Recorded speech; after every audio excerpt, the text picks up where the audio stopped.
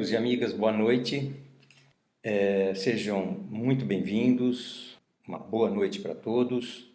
E nós vamos tratar de um tema hoje que tem a ver com a realização, a felicidade e os sonhos, além da ilusão do eu. Antes de entrar propriamente no tema, eu gostaria de que vocês me permitissem, principalmente para aqueles que estão nos assistindo pela primeira vez, do que se trata essa escola espiritual que é a Rosa Cruz Áurea. Qual é o seu papel, qual é o seu objetivo, o que é, né, essa escola? Bem, em primeiro lugar, eu acho importante dizer que a escola espiritual, que está em mais de 50 países, eu exatamente não consigo mensurar isso neste momento, mas em mais de 50 países, aqui no nosso país, no Brasil, nós temos vários centros de conferências, né, onde os alunos dessa escola se reúnem com a seguinte proposta, um único objetivo. O objetivo da transformação da consciência humana a partir da centelha espiritual divina que se encontra no coração do ser humano. Este é um objetivo único dessa escola espiritual, assim como foi no passado em todas as escolas espirituais que se manifestaram ao longo do tempo, ao longo das eras, né? Como o tema realização, felicidade e sonhos, além da ilusão do eu, nós gostaríamos, em primeiro lugar, de dizer que, quando falamos em realização, temos como, pelo menos um fundamento de nossa vida, a nossa realização pessoal. O que consideramos importante buscar em nossas vidas depende de vários fatores. Depende da cultura, depende da raça, depende do país, da cidade, do meio em que vivemos, mas depende também, fundamentalmente, de outros fatores. Por exemplo, a hereditariedade. Então, nós recebemos, através do sangue, né, o DNA dos nossos antepassados. Conhecemos um psicólogo, né, muito utilizado nas empresas, muito utilizado em vários setores, que é o Abraham Maslow. Ele estabeleceu uma pirâmide das necessidades humanas, né? Com as quais, você tendo galgado todos os degraus dessa pirâmide, se chegaria a uma autorrealização, né? Essas categorias representam necessidades fisiológicas, necessidades de segurança, necessidade de afeto, de carinho, né, de autoestima e de autorrealização. Nas necessidades básicas estão fisiológica e segurança. Fisiológica, por exemplo, alimento, respiração, né, vestimenta, repouso, moradia, sexo, né, no sentido básico, né, no sentido de continuidade da própria espécie, né? E ainda como básica estão as necessidades de segurança que nós temos. Por exemplo, a segurança com o nosso corpo, com a nossa saúde, a segurança que esperamos ter com o nosso emprego, a segurança dos nossos recursos íntimos de moralidade, também herdados ou conquistados durante nosso desenvolvimento pessoal, a segurança de nossa família, a segurança de nossa saúde, a segurança de nossa propriedade, né? Então, eu preciso de moradia, né, como fisiológica, mas num passo acima eu preciso da segurança, de ter segurança com essa moradia, né? Depois, as necessidades psicológicas, vem o amor e o relacionamento. Aí entra a amizade, entra o relacionamento da família, entra inclusive a intimidade sexual, né? Então, a sexualidade deixa de ser um aspecto biológico, funcional, para ter um aspecto psicológico, uma necessidade de realização, né? Nós temos num outro degrau dentro das necessidades psicológicas, nós temos a estima, ou a autoestima. Nós temos a confiança, nós temos a conquista e o respeito dos outros e o respeito a outros, né? A terceiros. Então, são necessidades de estima que todo ser humano tem interiormente de galgar. E as necessidades de autorrealização estão a realização pessoal, a conclusão de sua moralidade, a sua criatividade, a solução de problemas, a ausência de preconceito, a aceitação dos fatos, a questão de deixar um legado para a humanidade, né? Então, essa escada, né, ou essa pirâmide, fecharia nessas necessidades de autorrealização. O que seria, então, felicidade? Falamos da realização, agora tentaremos abordar também de uma forma muito simples a questão da felicidade, né? Sobre a felicidade, eu gostaria de ler um trechinho aqui que eu separei de uma música do Vinícius e do Antônio Carlos Jobim, Vinícius de Moraes e Antônio Carlos Jobim, e tem como título o seguinte: tristeza não tem fim, felicidade sim.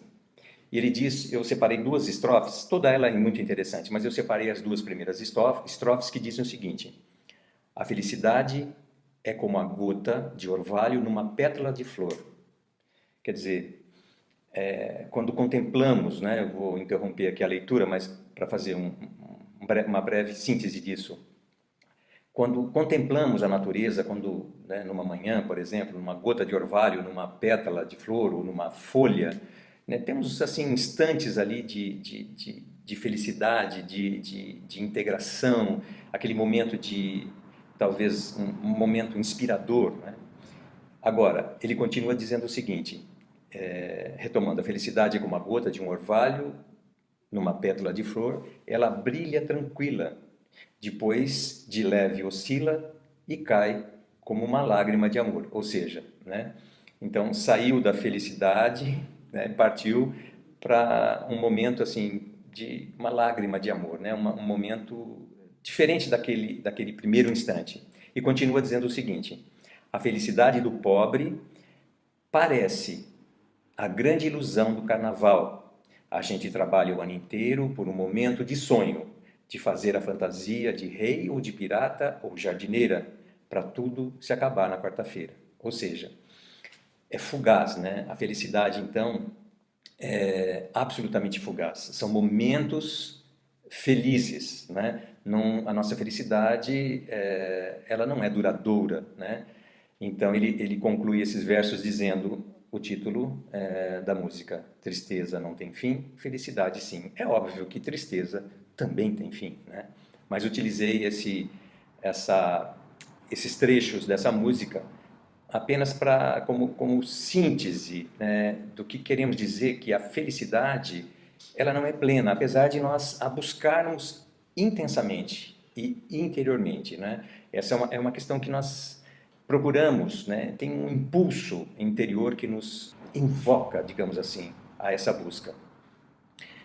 O terceiro ponto do nosso tema de hoje está relacionado aos sonhos, né? Então eu gostaria de falar sobre os sonhos da seguinte forma: a construção de mim mesmo, né? A construção da minha personalidade, da nossa personalidade, ela passa, como dissemos recentemente, por uma herança, né? Pela nossa árvore genealógica, né? Pelas marcas do nosso sangue, do DNA, e ela passa pela educação que recebemos dos nossos pais, da escola, do meio em que vivemos.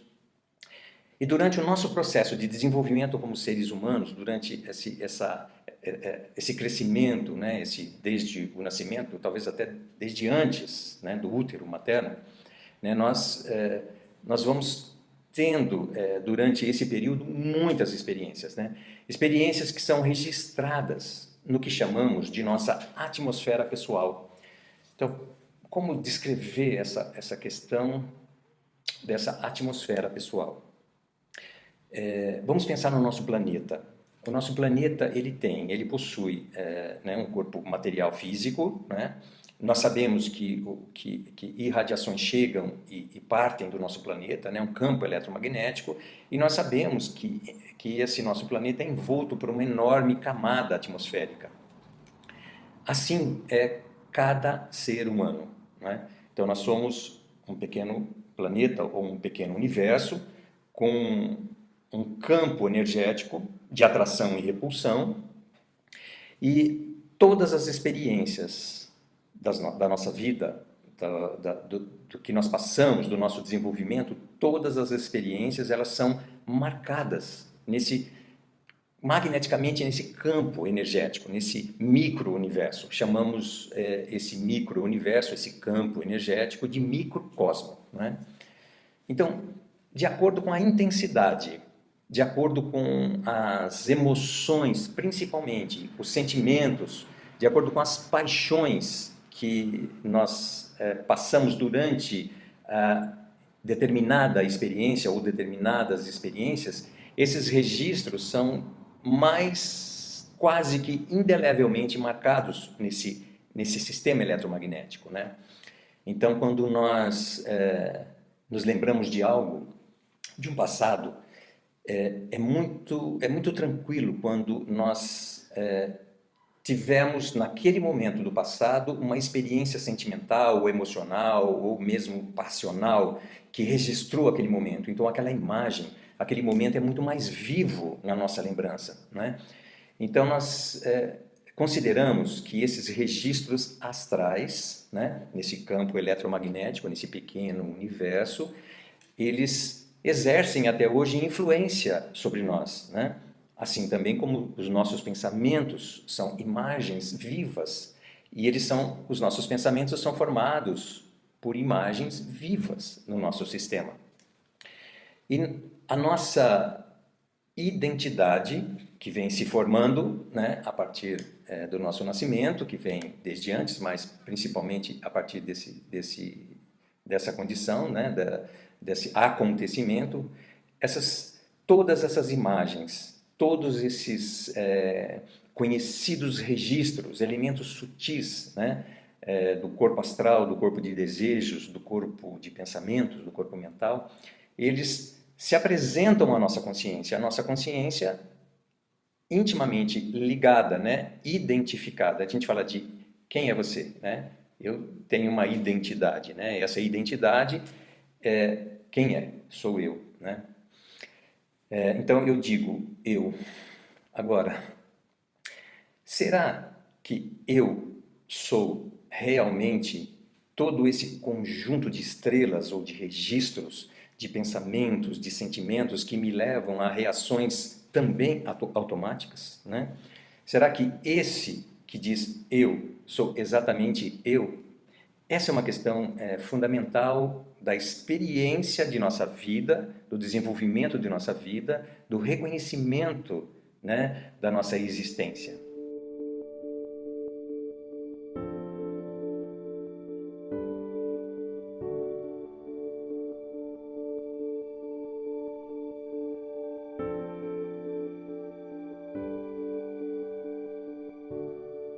Nós estamos falando, então, como é uma proposta da Escola da Rosa Cruz Áurea, estamos falando da transformação da consciência humana, né?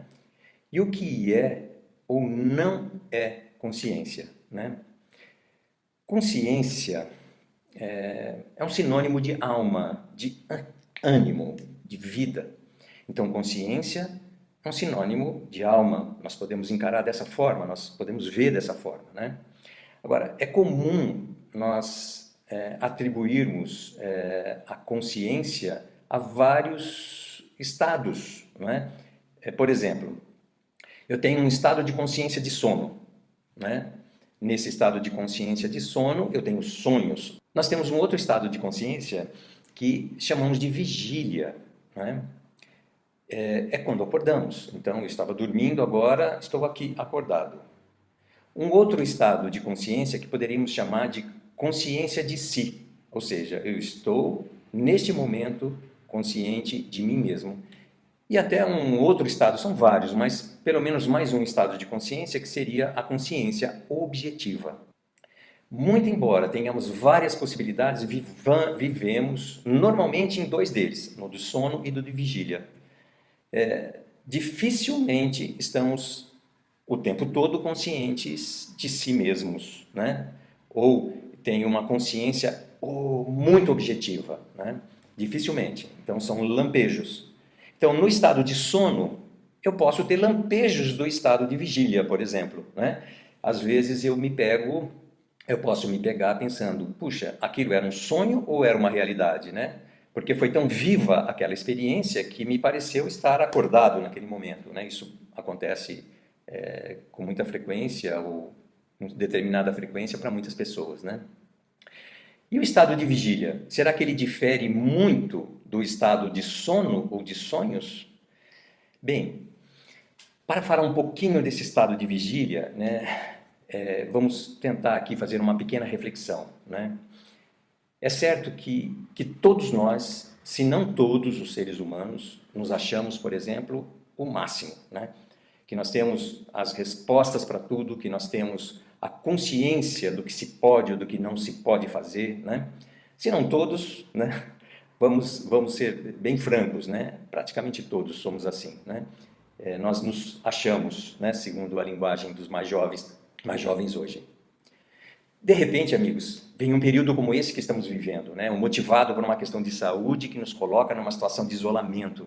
Então, nesse momento, nós ganhamos uma grande oportunidade. Nós podemos começar a imaginar se temos realmente toda essa força, se temos realmente todo esse conhecimento, se nada nessa questão quebra essa certeza absoluta de poder ou, né, de valores, né, ou de a oportunidade de repensar nossa vida, né? Então, por exemplo, para demonstrar assim de uma forma também muito simples, né? Se alguém me pergunta, você é consciente? Ou se alguém me afirma, você não é consciente. Então, para ambas essas situações, eu responderia, não, eu sou consciente, né? Para ambos os casos, né? Por quê? Porque nesse exato momento em que se me pergunta se eu sou consciente, eu tomo a consciência, né? A consciência, ela me surge, né, mais presente, né? Então, este é um estado de consciência absolutamente momentâneo, né? Mas um estado de consciência que me permite, nesse exato momento, a consciência de mim mesmo. Então eu tomo, por um instante, não, eu sou consciente, né? Mas imediatamente após isso eu já mergulho novamente nos meus sonhos, né? Nos meus sonhos acordado, né? Nas influências hereditárias, nas influências dessas experiências gravadas no meu ser astral, no meu campo astral, os meus pensamentos que requerem pensamentos iguais, porque são coisas vivas e precisam de energia para se manter. Então, a minha consciência se volta a um estado, né, podemos dizer de vigília, mas um estado meio que adormecido, digamos assim. Então, eu tomei a consciência de mim quando me perguntaram se sou consciente e no momento seguinte eu volto àquele meu estado de vigília impulsionado por todos os mecanismos que são automáticos, que regem a minha identidade, que regem a minha identificação comigo mesmo, né? E aí eu digo, quem é você? Eu sou eu mesmo, né? Eu. Portanto, amigos, quando eu digo esse sou eu, né? Esse sou eu está completamente, intimamente ligado com aquilo que, na verdade, eu penso ser eu, né? Identificado com todos esses pensamentos, com todas essas emoções, com todo esse astral que, que impele, né, imagens, impele sentimentos na minha personalidade. Ao mesmo tempo, isso é verdade.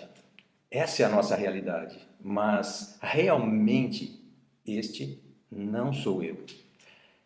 O verdadeiro eu, o eu consciente de si mesmo, se apresenta durante todos esses estados de consciência como lampejos.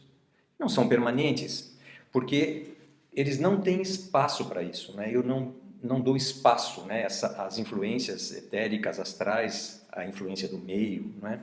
A identificação que eu tenho com todo esse processo, o que faz? Faz com que eu, né, não esteja presente, né, consciente de mim mesmo o tempo todo. Então, para que isso se torne duradouro, né, para que isso se torne um estado de consciência que me permita ser mais permanentemente consciente de mim mesmo, alerta, né, acordado, é necessário que um outro impulso, não é? Um outro impulso presente no centro matemático desse pequeno universo que todos nós vivemos, né? De um impulso provindo do verdadeiro eu. E para que isso se torne duradouro, então, o impulso de uma nova vontade é necessária nessa construção dessa personalidade. O impulso da vontade do uno, do princípio universal que conduz todo o universo, né? Nós, amigos, assim, novamente sejamos francos, né? Nós não estamos tão acordados, né? Eu me identifico com o meu próprio sonho, né? Com a esperança de uma realização que é fundamental dentro daquela pirâmide que nós começamos a abertura, né? Fizemos na abertura desse nosso encontro. Fundamental que você tenha saúde, que você tenha segurança, que você tenha residência, que você tenha um conjunto de fatores que equilibrem a personalidade, né? que causem equilíbrio à psique humana, né? Mas a verdadeira realização, né, ela não está no momento em que acontece como um passe de mágica, ou então que uma esperança de que quando morrermos iremos para o país das luzes, ou seguiremos luzes brilhantes, um paraíso que nos é desconhecido, né? Essa transformação da consciência, para que ela ocorra, uma verdadeira ação da própria consciência, da própria percepção, né? Da percepção desse, que nós chamamos muitas vezes de o outro em nós, né? Que na verdade é o impulso que permite a vida, né? que permite a vida, que está no centro, né? matemático desse sistema, como dissemos, né? Essa é a verdadeira identidade da nossa consciência.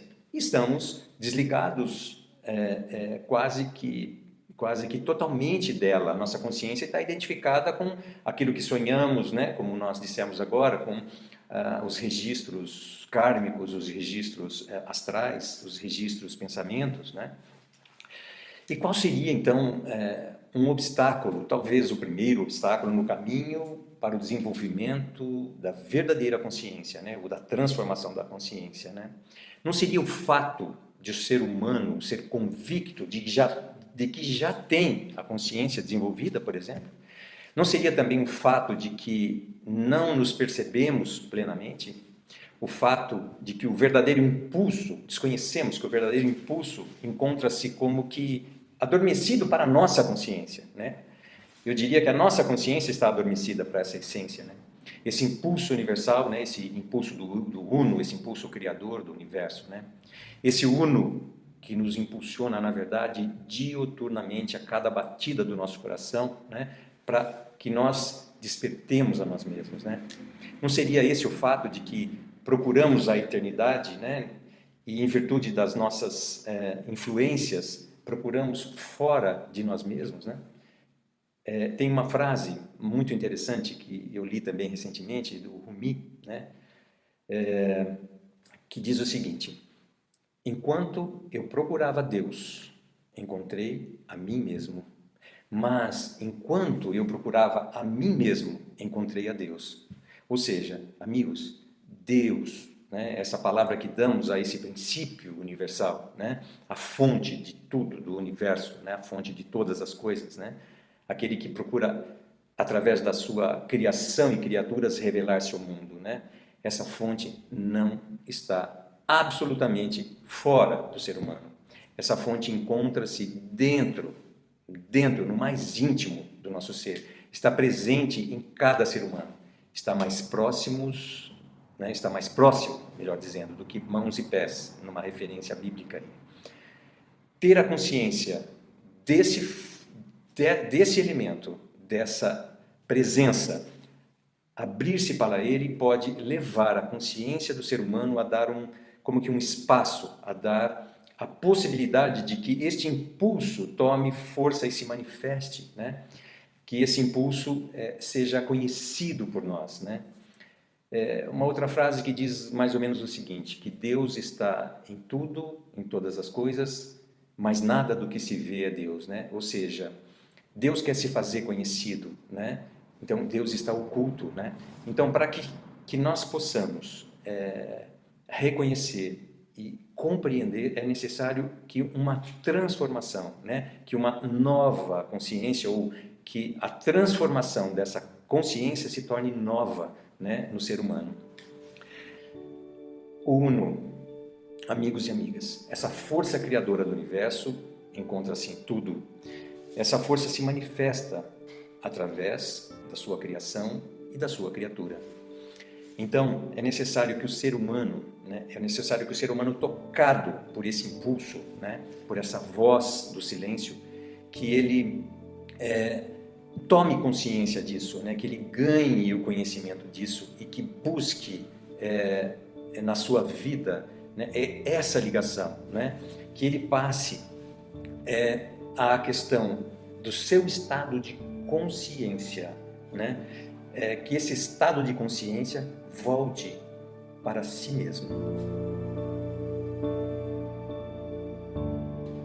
Todo o trabalho de uma escola espiritual, de uma escola fidedigna espiritual, como a Rosa Cruz Áurea, que se apresenta como um elo de uma corrente de fraternidades, trata-se realmente da oportunidade de dar um subsídio para o ser humano, de proporcionar um campo de vida, porque isso é a escola, um campo de vida, um campo de forças, de energias que tem a mesma vibração que essa centelha espiritual.